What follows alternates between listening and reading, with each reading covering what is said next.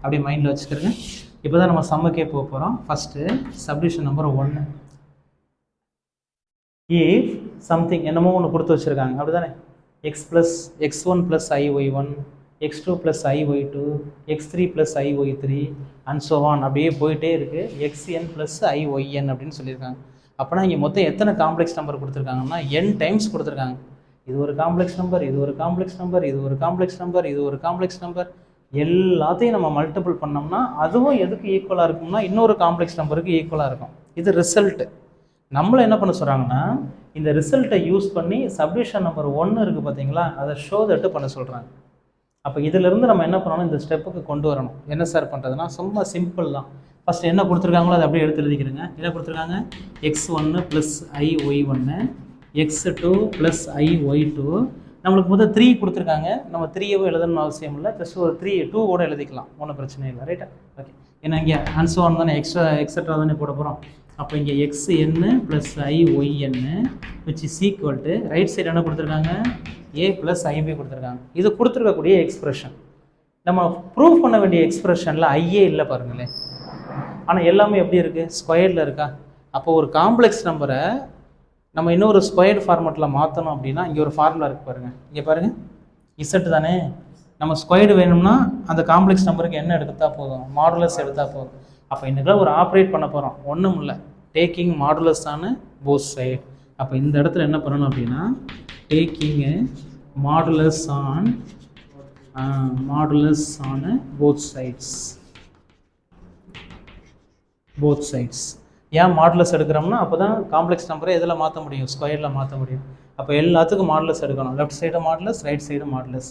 அப்போ கொடுத்துருக்கதை அப்படியே மாடுலஸில் எடுத்து எழுதுங்க.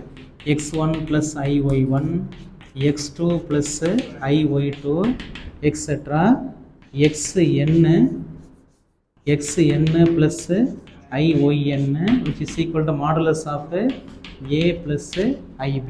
ரைட்? ஓகே. அப்போ இங்கே ஹோல் மாடுலஸ் இருக்கா? உள்ள ஃபுல்லாக காம்ப்ளெக்ஸ் நம்பர் மல்டிப்ளிகேஷனில் இருக்கா? இது ஒரு காம்ப்ளெக்ஸ் நம்பர், இது ஒரு காம்ப்ளெக்ஸ் நம்பர். இங்கே பாருங்கள், 2 காம்ப்ளெக்ஸ் நம்பர் மல்டிப்ளிகேஷனில் இருந்துச்சுன்னா அந்த மாடுலஸ் என்ன பண்ணிக்கலாம்? தனித்தனியாக அப்ளை பண்ணிக்கலாம். அப்போ இது எல்லாத்துக்கும் என்ன பண்ணிக்கிறங்க? தனித்தனியாக அப்ளை பண்ணிக்கிறங்க. அப்போ modulus of x1 + y1, modulus of x2 + iy2, etcetera modulus of xn + iyn which is equal to modulus of a + ib. இப்போ பாருங்கள், இதானே. இப்போ சிங்கிளாக மாற்றிட்டோமா? அப்போ சிங்கிள் காம்ப்ளெக்ஸ் நம்பரை எப்படி எழுதிக்கலாம்? √(x² + y² எழுதிக்கலாம். அப்போ இது என்ன மாறும்? √(x12 + y12). ஐ வரக்கூடாது. ரைட்டா? ஜஸ்ட்டு எக்ஸையும் ஒய்யவும் மட்டும் என்ன பண்ணணும்? ஸ்கொயர் பண்ணி போடணும். அதே மாதிரி இங்கே என்ன வரும்?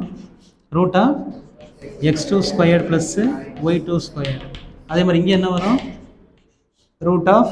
மாடுலஸ் வராது, xn² + yn². Right side answer என்ன வரும்? √(a² + b². வந்துருச்சா? அப்போ இந்த டேர்ம் அப்படியே இருக்கான்னு பாருங்கள். ஆனால் எக்ஸ்ட்ரா யாருப்பா இருக்காங்க? ரூட் இருக்காங்க. நம்மளுக்கு தான் ஒன்று தெரியுமே, இது எல்லாமே ரூட்டு தானே, மல்டிப்ளிகேஷனில் தானே இருக்குது.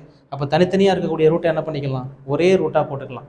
இல்லைன்னா ஒன்று பண்ணுங்கள், taking square on both side போட்டுக்கிறேங்க. ரைட்? அப்போ இந்த இடத்துல மறுபடிக்கும் taking square on both sides. Okay. அப்போ ஸ்கொயர் எடுத்தோம்னா எல்லா ரூட்டும் என்ன ஆகி போயிடும்? கேன்சல் ஆகி போயிடும். அப்போ நெக்ஸ்ட் ஸ்டெப் என்ன வரும்? x1² + y1², x2² + y2², லாஸ்ட்டில் xn² + yn², அங்கே a² + b². இந்த ஸ்டெப் அப்படியே வந்துருச்சான்னு பாருங்கள். இப்போ ஃபஸ்ட்டு சப்டிவிஷனுக்கு இங்கேருந்து இங்கே வர்றதுக்கு நம்ம ஒரு க்ளூ வச்சுக்கிட்டோம். என்ன வச்சுக்கிட்டோம்? ஸ்கொயர் இருக்குது, அதனால் taking modulus on both side அப்படின்னு சொன்னோமா. இப்போ இங்கேருந்து என்ன பண்ணணும்? செகண்டுக்கு வரணும். செகண்டில் பாருங்கள் என்னது பாருக்கு? tan inverse. அப்போ காம்ப்ளெக்ஸ் நம்பரை இப்போ நம்ம என்னவா மாற்றணும்? tan இன்வெர்ஸாக மாற்றணும். அப்போ tan இன்வெர்ஸ் நம்மளுக்கு எங்கே கிடைக்குதுன்னு பாருங்கள். ஆர்குமெண்ட்டு தானே. அப்போ மாடுலஸ் எடுத்தோம்னா ஸ்கொயர்டில் மாற்றலாம், இதுவே ஆர்குமெண்ட் எடுத்தோம்னா எதில் மாற்றலாம்ப்பா? tan இன்வெர்ஸில் நம்ம மாற்றலாம்.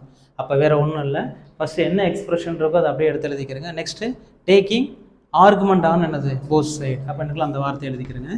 Taking argument on both sides. Okay. அப்போ லெஃப்ட் சைடும் ஆர்குமெண்ட் எடுக்கணும், ரைட் சைடும் ஆர்குமெண்ட் எடுக்கணும். ஃபஸ்ட்டு எடுக்கும்போது காமனாக தான் எடுக்கணும்.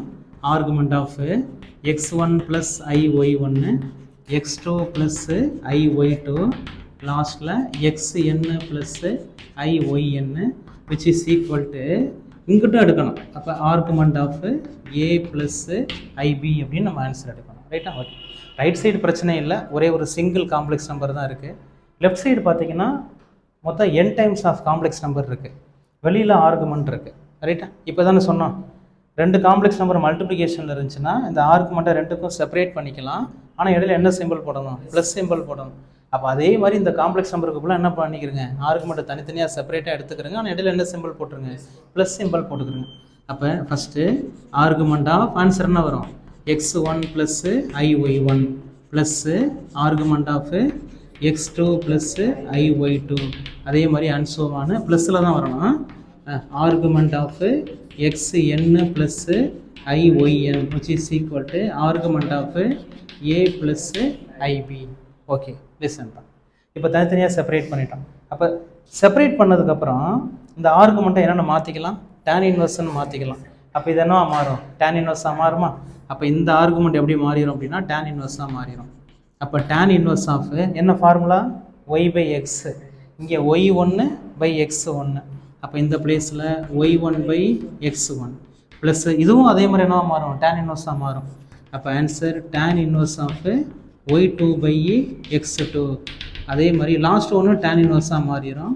அப்போ tan inverse of yn divided by என்னது? xn. லாஸ்ட்டில் இதுவும் ஆர்குமெண்ட் தானே, இது என்ன மாறும்? டேன் இன்வெர்ஸ் ஆஃப் b/a அப்படின்னு மாறிக்கிறோம். y/x imaginary term divided by என்னது? Real term. ஓகே. அப்போ இதுதான், இதுக்கு மேலே நம்ம ஒன்றும் பண்ண முடியாது. ஆனால் அவங்க என்ன பண்ணியிருக்காங்கன்னா இந்த பேட்டர்னில் ஷோ தட் பண்ண சொல்லியிருக்காங்க. இப்போ லெஃப்ட் சைடு நம்மள்ட்ட 1 2 3 and so on n terms இருக்கா.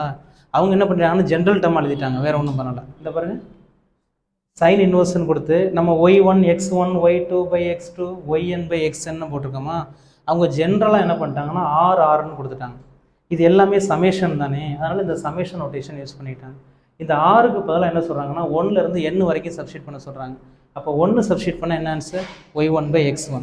2 சப்ஸ்டிட் பண்ணால் y2/x2. n சப்ஸ்டிட் பண்ணால் அப்போ இந்த மாதிரி எக்ஸ்பான்ஷனாக இருக்கிறத என்ன பண்ணுறோம்? ஷார்ட்டாக ஜென்ரலாக மாற்றுறோம். அப்போ எல்லாமே சமேஷன் தான், அதனால் சமேஷன் போட்டுக்கிட்டோம். எல்லாமே டேன் இன்வெர்ஸ் தான், அதனால் டேன் இன்வெர்ஸ் போட்டுட்டோம். எல்லாமே எப்படி தான் இருக்குது? y/x தான் இருக்குது. அதனால் ஆன்சர் என்னதுப்பா? y/xன்னு போட்டுட்டோம். இங்கே 1 2 3ன்னு போகுது, அதனால் ஜென்ரலாக ஒரு கேரக்டர் கொடுக்குறோம், ஆர் அப்படின்னு கொடுக்குறோம். அப்போ அந்த ஆறுங்கிறது 1லேருந்து எது வரைக்கும்ப்பா? n வரைக்கும். அப்போ அதனால் r ஈக்குவல் டு 1 to என்னன்னு போடுறோம்? n அப்படின்னு போடுறோம். அப்போ லெஃப்ட் ஹேண்டில் உள்ளதை ஃபுல்லாக என்ன பண்ணிட்டோம்? இப்படி ஜென்ரலாக மாற்றிட்டோம். ரைட்டா? ஓகே. ரைட் ஹேண்டில் எந்த ப்ராப்ளமும் இல்லை, என்ன இருக்கோ அதை அப்படியே எடுத்து எழுத வேண்டியதான். அப்போனா answer tan inverse of answer என்ன கிடைக்கும்ப்பா? b/a கிடைக்கும். ஓகே, நம்மளுக்கு கிடச்சிருக்கக்கூடிய ஆன்சர் இதுதான். ஆனால் அவங்க ஷோ தட் பண்ண வேண்டிய இடத்துல எக்ஸ்ட்ரா ஒரு கேரக்டர் இருக்குது பாருங்கள். யாருப்பா அது? 2k பையை ஆட் பண்ண சொல்கிறாங்க. எந்த ஆன்சர் கிடைச்சாலும் அது கூட என்ன பண்ணிக்கிறேங்க? 2k பையை ஆட் பண்ணி ஜென்ரலாக போட்டுக்கிறேங்கன்னு சொல்கிறாங்க. அது ஏன் அப்படி